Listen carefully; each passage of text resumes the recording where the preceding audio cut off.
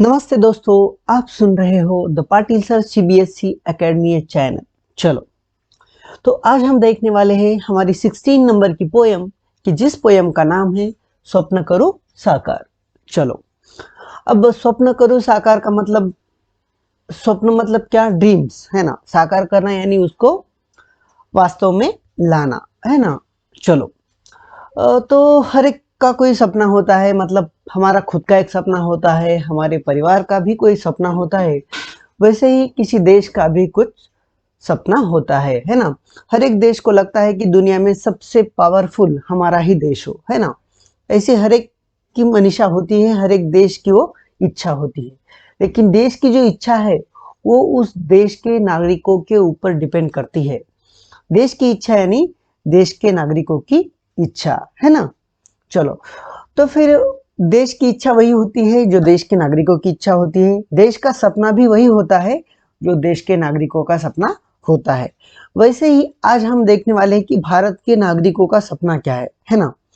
जैसा कि एपीजे अब्दुल कलाम का सपना था कि 2020 तक इंडिया दुनिया का सबसे पावरफुल कंट्री बनना चाहिए। लेकिन ये बात अलग है कि वैसा वो बन नहीं पाया।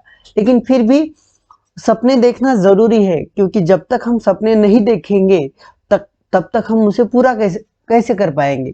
इसलिए चाहे पूरा हो या ना हो, लेकिन सपने तो देखने ही चाहिए, है ना। चलो, कोई बात नहीं। तो वैसे ही अब इस पोयम में भी हमें अपने देश के सपनों के बारे में बताया गया है। हमारे देश के नागरिकों की इच्छा जो है वो इस कविता में हमें देखने को मिलती है। चलो, तो ये पोयम किसने लिखी है? इस पोयम के जो पोएट है वो है किशोर पाठक, है ना। पोएट कौन है इस कविता के? किशोर पाठक। तो इनके बारे में थोड़ी सी जानकारी ले लेते हैं। देखो, किशोर पाठक हे प्रसिद्ध कवी आहेत, है ना. किशोर पाठक हे प्रसिद्ध कवी आहेत आणि पालव, है ना, निरूपण, आभाळाचा अनुस्वार हे त्यांचे कविता संग्रह आहेत. देखो, इन्होंने कौन कौन से मतलब कविता संग्रह लिखे हैं? पालव, निरूपण, आभाळाचा अनुस्वार हे यांचे कविता संग्रह आहेत. ओके, तो ये इनके कविता संग्रह है. आगे देखो, पाण्यातला दिवा हा यांचा ललित लेख संग्रह प्रसिद्ध आहे, है ना.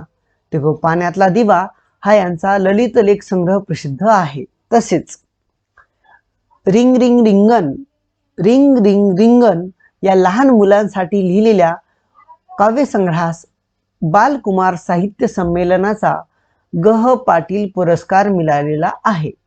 देखो, मतलब रिंग रिंग रिंगन इस किताब के लिए इनको गह पाटिल नाम का पुरस्कार भी मिला है, जो किसकी तरफ से दिया जाता है? बाल कुमार साहित्य सम्मेलन की तरफ से दिया जाता है गह पाटिल पुरस्कार, जो कि इनके रिंग रिंग रिंगन नाम के किताब को मिला है.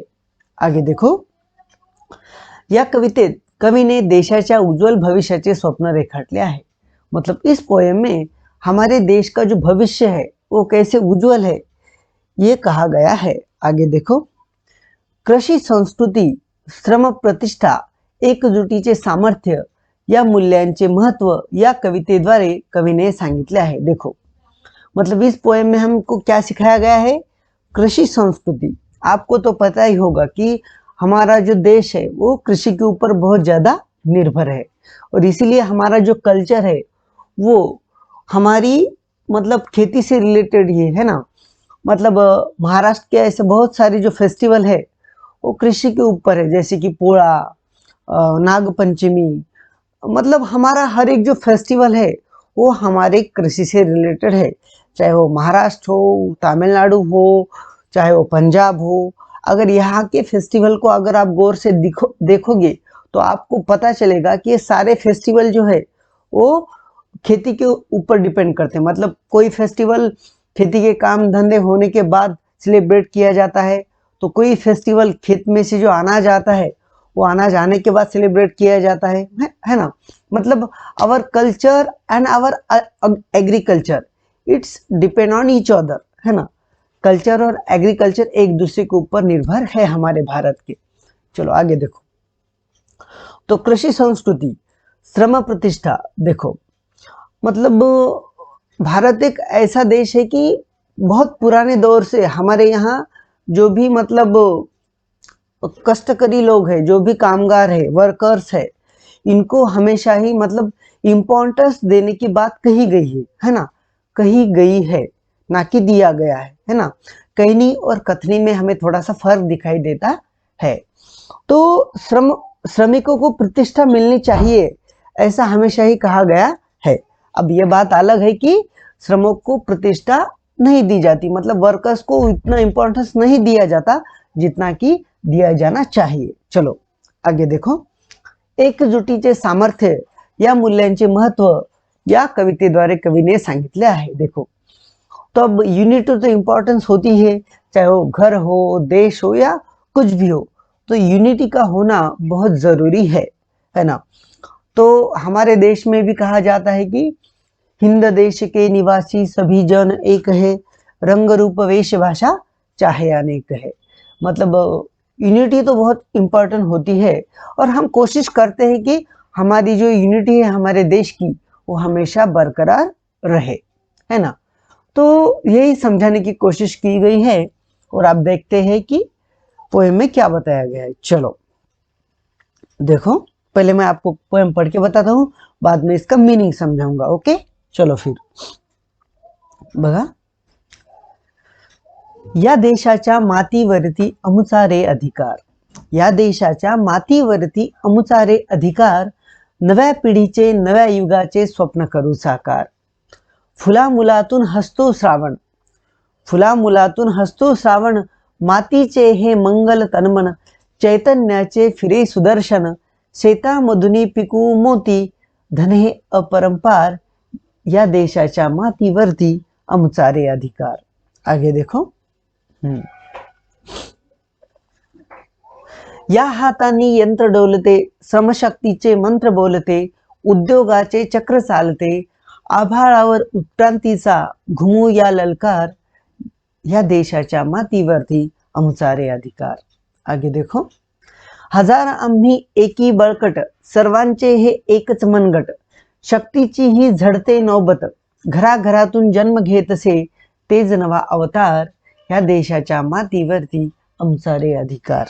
देखो आगे देखो, या विश्वाची विभव संपदा, जपू वाढू आम्ही लाखदा, हस्त शुभंकर हवा एकदा, भविष्य उज्ज्वल या देशाचे करूया जय जयकार, या देशाच्या मातीवरती अमुचा रे अधिकार। देखो, तो बहुत ही खूबसूरत पोयम है।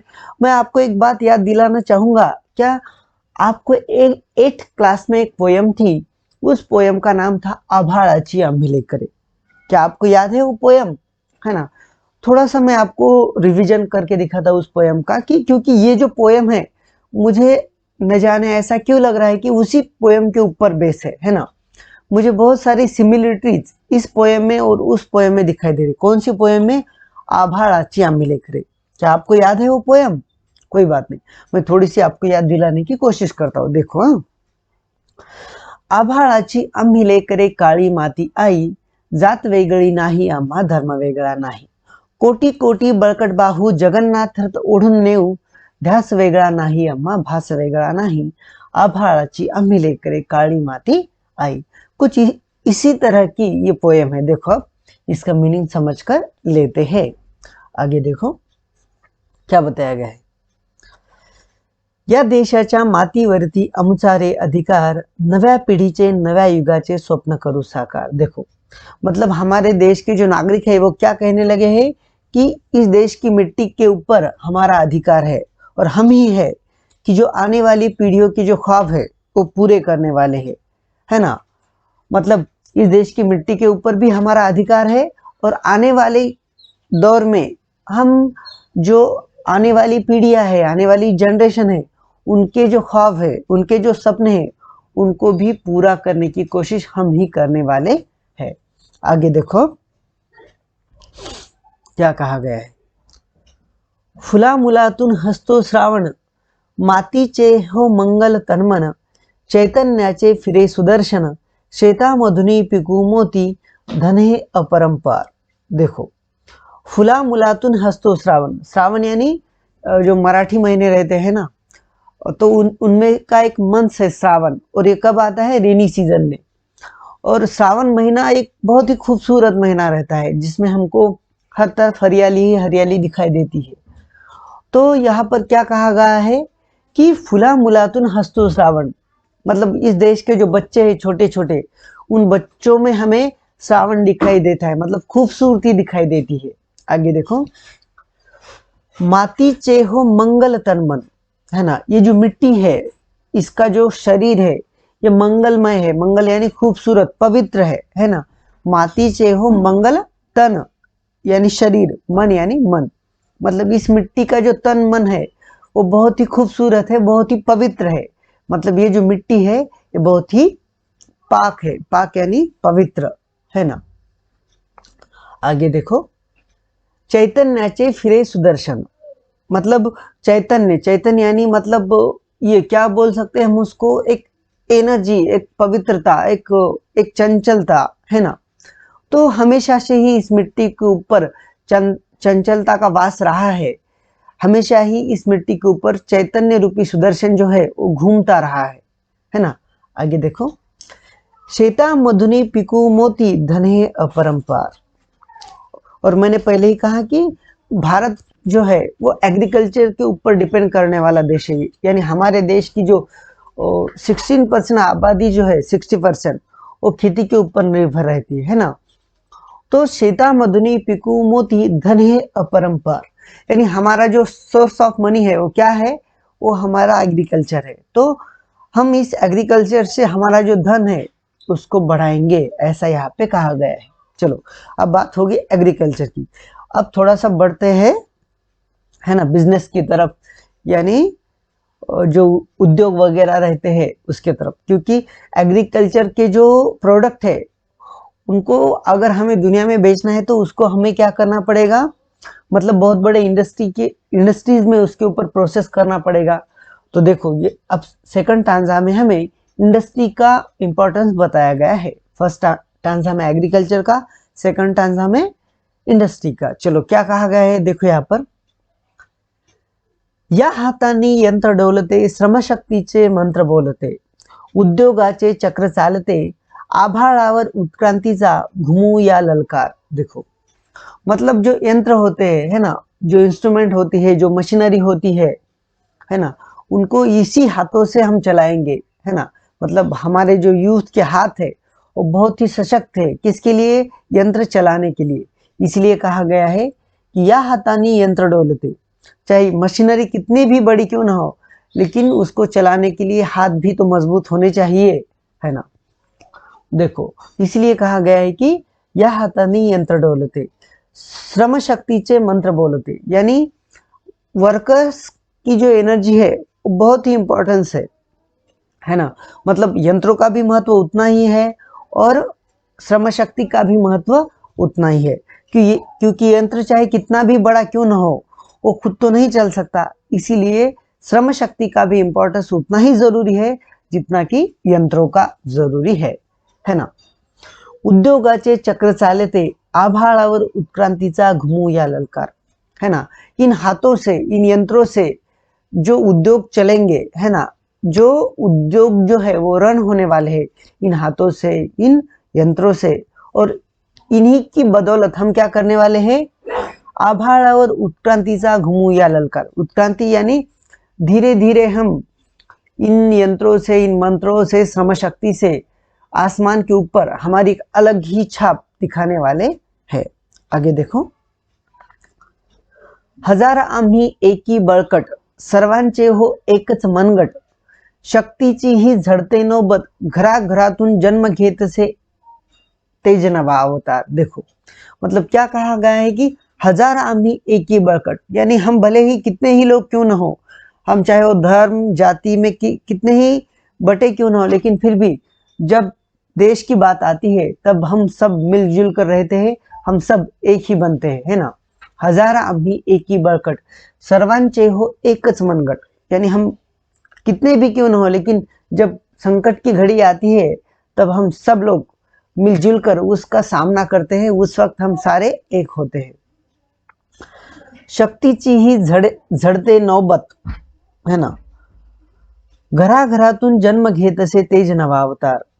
और हमारी विल पावर की वजह से हर एक घर में तेज जो है एक नवा अवतार ले रहा है ना। मतलब हमारे घर घर में हमारी आने वाली जो जनरेशन है वो एक नए अवतार के रूप में आ रही है।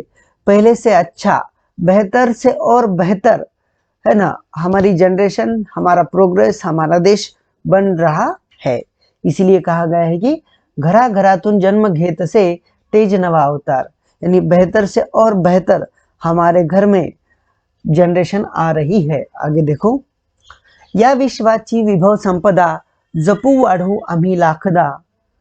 हस्त शुभंकर हवा एकदा, भविष्य उज्ज्वल या देशाचे करूया जय जयकार। या देशाच्या मातीवरती आमचा हो अधिकार। देखो क्या कहा गया है यहाँ पे, या विश्वाची विभव संपदा, मतलब ये जो हमारा देश है, ये जो हमारा विश्व है, ये संपदाओं से भरा पड़ा है। जपू वाढू आम्ही लाखदा, माना कि हमारे देश में बहुत सारी संपदाएं है, बहुत सारी, मतलब है ना, बहुत कुछ है हमारे देश में, लेकिन फिर भी हम क्या करने वाले हैं, जपू वाढू आम्ही लाखदा, यानी हमारे देश की जो धन संपदा है, जो वन संपदा है, जो निसर्ग संपदा है, इसका हम प्रोटेक्शन भी करेंगे और उसको हम बढ़ाएंगे भी। इसीलिए यहाँ पे क्या कहा गया है, जपू वाढू आम्ही लाखदा, यानी हम इस संपदा का सिर्फ प्रोटेक्शन ही नहीं करेंगे बल्कि इसमें और हम बढ़ोतरी करने वाले हैं, चाहे वो वन संपदा हो, धन संपदा हो या निसर्ग संपदा हो, यानी हम उस हर एक संपदा में बढ़ोतरी करने वाले हैं। और थोड़ी बहुत नहीं बल्कि लाख गुना बढ़ोतरी करने वाले हैं हम इस देश की संपदा में, है ना। जपू वाढू आम्ही लाखदा। आगे देखो, हस्त शुभंकर हवा एकदा। देखो, हस्त शुभंकर हवा एकदा, यानी अब एक ऐसे हाथ की जरूरत है जो शुभंकर हो। शुभंकर यानी बहुत अच्छा एक आगाज की ही बस अब जरूरत है, और जैसे ही आगाज हो जाएगा हम इस देश की संपदा को और बढ़ाएंगे, है ना। यानी एक नई क्रांति, एक नई उत्क्रांति की अब जरूरत है, ऐसा यहाँ पर कहा गया है। भविष्य उज्ज्वल या देशाचे करूया जय जयकार, यानी हमारे देश का जो भविष्य है बहुत ही उज्जवल होने वाला है, इसलिए चलो आकर हम इस देश का जय जयकार करते हैं। तो देखो दोस्तों, ये जो पोएम थी हमारे देश के बारे में, हमारे देश के कल्चर, एग्रीकल्चर और इंडस्ट्रीज के बारे में थी, हमारे देश में जो वर्कर्स है उनके बारे में थी, हमारे देश में जो फार्मर्स है उनके बारे में थी, और इन सब के बारे में बहुत कुछ अच्छा यहाँ पर कहा गया है। चलो, मुझे आशा है कि आपको ये पोएम अच्छे से समझ में आई होगी। अगर आपको हमारा प्रयास अच्छा लगता है तो हमारे the Patil sir CBSE channel को सब्सक्राइब करना ना भूलिए, अपने दोस्तों के साथ शेयर कीजिए। अगर आपको कोई प्रॉब्लम है तो उसको कमेंट बॉक्स में बताना ना भूलिए। चलो दोस्तों, अब यहीं पर रुकते हैं, फिर मिलेंगे अगले इसमें, तब तक के लिए